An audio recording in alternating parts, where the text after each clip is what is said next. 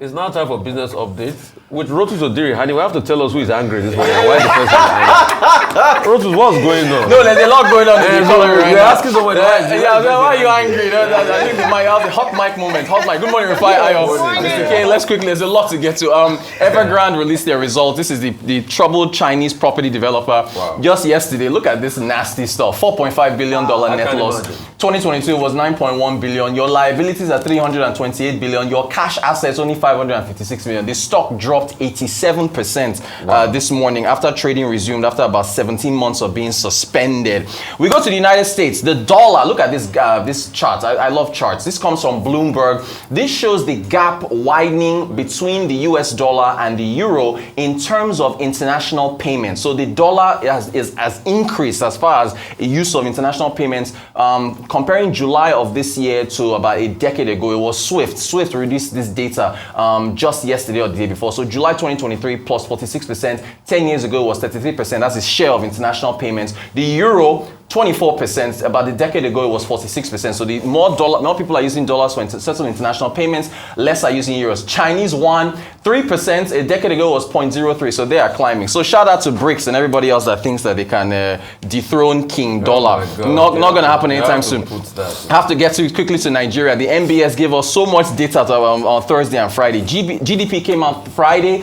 First quarter GDP 2.5%. It slowed from last year where it was 3.5. First quarter was 2.31. So we continue to not quite meet up with population growth. You look at the oil sector, it continues to struggle. Year on year, contracting by 13.43%. It's been in recession since the second quarter of 2020.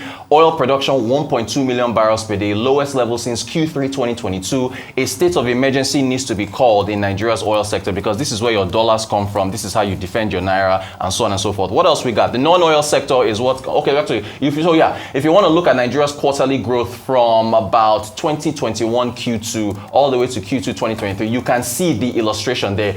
We're going down. Of course, we had a couple recessions. At least since 2020, we had a recession. We've been trying to recover. That Naira redesign thing was really, really bad for us. Annually, if you look at year-on-year growth from 2014, you see the two recessions. Sadly, President Buhari has the distinction of a hat trick of recessions from the 80s to 2016 to 2020. So we're still trying to claw our way out of that. Now, the contributing sectors, the top contributing sectors, crop production contributed 20%. You've got trade, telcos, crude and petroleum, natural gas, real estate, financial institutions, food, beverage, tobacco, construction, professional, scientific, and technical services, other services. But here's the thing. You look at crop production contributing 20.66%. Let's break it down further and look at agriculture. Look at this. Crop production barely doing 2%, 1.8% in the first quarter. Look at livestock in recession.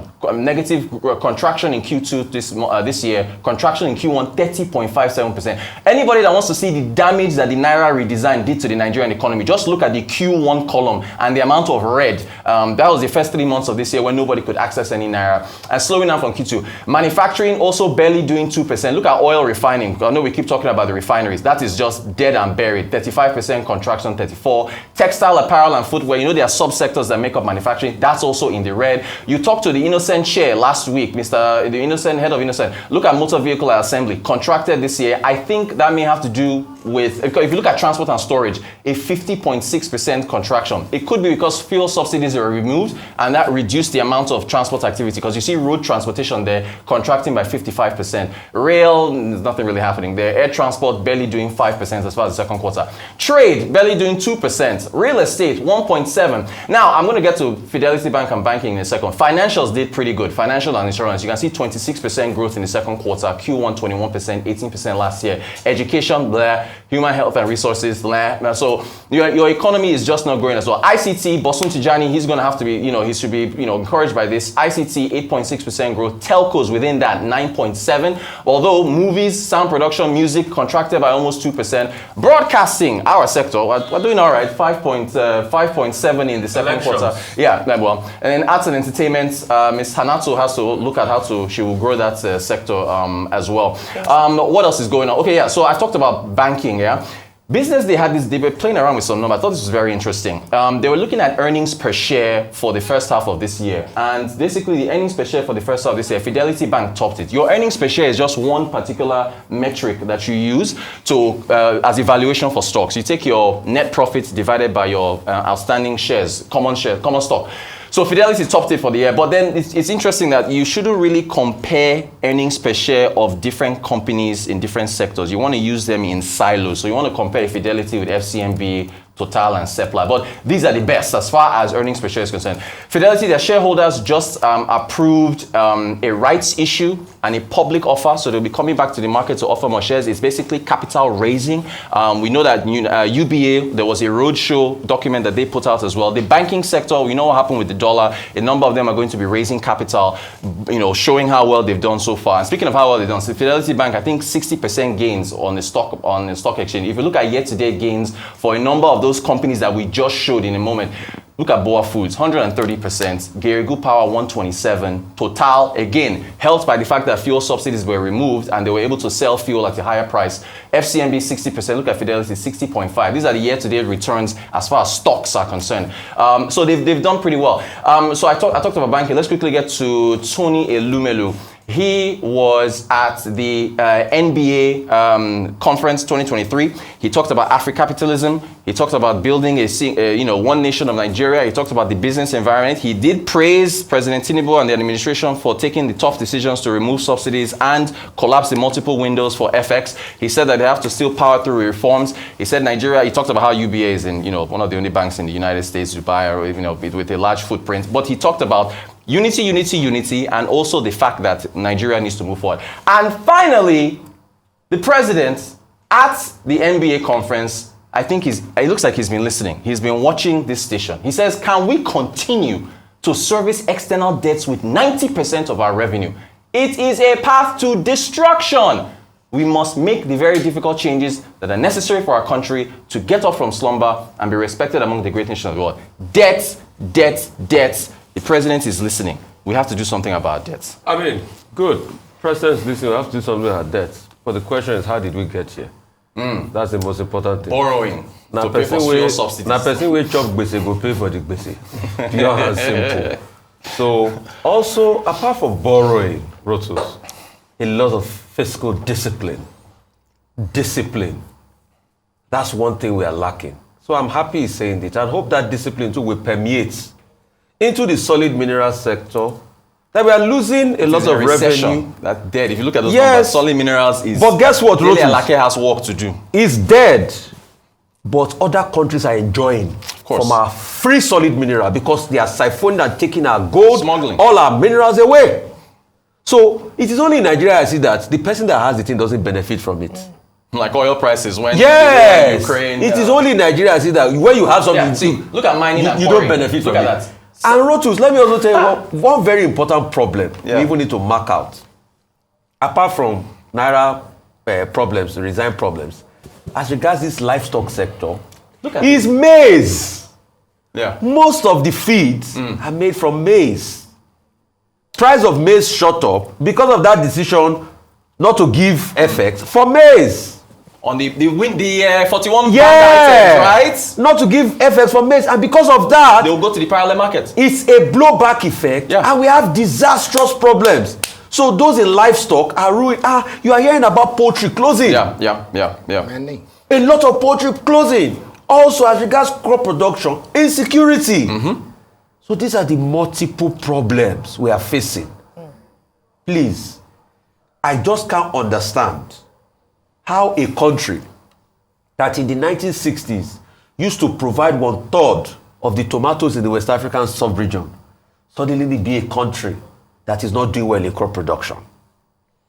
Nigeria baffles me. There's food. Don't forget, the president has declared a state of emergency, which is funny when you look at crop production being the biggest contributor to GDP, and yet you have a emergency in that very same sector. So these are just numbers. The reality is. So one thing we should also ask is, and pray it happens quickly, is that 150,000 hectares that they said in states of the country. Maybe let's quickly do that. Provide security. But then the Cameroon, the flood. Think of what the flood is going to do. It's going to cause more harm. The land. So there's so many problems. And that's why I tell people, One way or the other, Nigeria is my country. In fact, there's no way Nigeria is my country. There's no other way to go. There's no other way. You don't have anywhere and I else. support the president with my criticism and my prayers every morning. As I criticize, I also pray, God, give President Tinubu the wisdom. He's our president. Barring any court equivalences, he's our president. If he succeeds, we all succeed. Yeah. If he fails, we fail. So when I support him with my citizen criticism, I also support him with my prayer and say, God, and my prayer for him every day is, God, give him the wisdom to make this country successful. That's my prayer for everything. And I wish him well. But too many problems on ground. Many challenges. When you said prayers and you're going to send prayers to him, I thought, oh, is it to his email? You know, we have redefined prayers. But Rotus, what is going on with China? What's happening in China? Just they talked about the summer of climate change as well in China. They've had devastating floods and extreme temperatures. So it also means that their agriculture sector would also be hugely affected. Yeah. Farmers have said they've been unable to go to their farms to plant, and now we see Evergrande. We did expect this because there had been an attention on the property sector in China. So I wouldn't say that a lot of people will be surprised at these numbers from Evergrande, but it's just to see how this economy will recover. It's like they're being hit left, right, center, all around. Lots of issues. And I do believe perhaps maybe there's some lessons to learn, or maybe I'm sure the economists have begun to analyze the situation and see, because if the second largest economy in the world is undergoing such a hard time, then every other person would be a bit concerned and worried, or other nations will be concerned and worried. But away from that, let me just a few points from Tony Elumelu's speech at the NBA conference, and I thought it was a really good speech. But the point I'd like to emphasize on is when he said that for our nation to succeed, we must invest in our infrastructure. Yes. And he said it's not infrastructure as we know it, or that the conventional infrastructure, but the youth infrastructure. And I thought that's really important. We often talk about it, but we must emphasize the point that Nigeria is a young population. Indeed. Over 60% of our population are made up of under 25s. Indeed. And we saw that also reflected during elections, because the highest number of voters were young people. So I believe that with that, young people should have the higher bargaining power when it comes to being represented, being looked after, because he then distilled that into areas where we should look out for. So maybe this morning I'm here to advocate for the young people. And I think that this government should focus significantly on young people. And guess the irony of it? One of the ministries that's currently without a minister is the Ministry of Youth, the Youth Ministry, and I'm hoping that will be rectified very soon. I hope that we would put the Youth Ministry in the same cadre as as we have with defense, oil. Yes, we have other ministries that support, like he talked about job creation, not job creation, entrepreneurship. Because if you look at the SME structure as well, many young people are young entrepreneurs. If you look at the digital space and the unicorns, they are young people. We have such potential, yet we don't invest enough here. So when we look at investment and even talking about areas to focus on, I hope the president listen to that speech. Well, he was there. So I hope he will take on and then bring in great minds to come together to push this agenda forward. And beyond the president, states as well, governors as well, should also be a part of investing in that critical infrastructure in our nation. Young people, very important. The future. Well, Rotus, we only have 1 minute to go, but very quickly, let me just mention that the issue that you raised with all that charts and tables, excellent. Thank you very much for bringing all of it up. The area that really touches home for me is agriculture. I knew it. Because I have family in agriculture, and this is family business for us. And we know that food security is an area that the federal government of Nigeria has got to really take care of. I will say kudos to Ogun State government, because I've always been complaining that the state government should do something, and they're doing a good job with the World Bank, and they're giving some money. No, not money now. They said they're giving feed for those who want to have fish, and they're also giving feed to those who have chicken. Poultry farmers are struggling. They're not struggling. In fact, a lot of them are losing. They're underwater. So that area is something that I think every other state, you work with World Bank and all the others, they have to make sure that they do something about it. Then, of course, I must mention Tony Elumelu. Yes. The last paragraph, I went through his speech, the last paragraph is what stands out for me the most. Let us be inspired by the lessons of history, motivated by the sacrifices of our forefathers, guided by the wisdom of our elders, and key part of it, energized by the aspiration of our youths. Our youths are aspiring to great heights and they're doing great things, and we have to make sure that we do something about it. Indeed. Thank you very much, Rotus. You Thank memorized that speech. Yes, amazing. Thank you. We'll see Rotus again tomorrow morning for another update on global business affairs, and of course he'll be here at 11 for Global Business Report.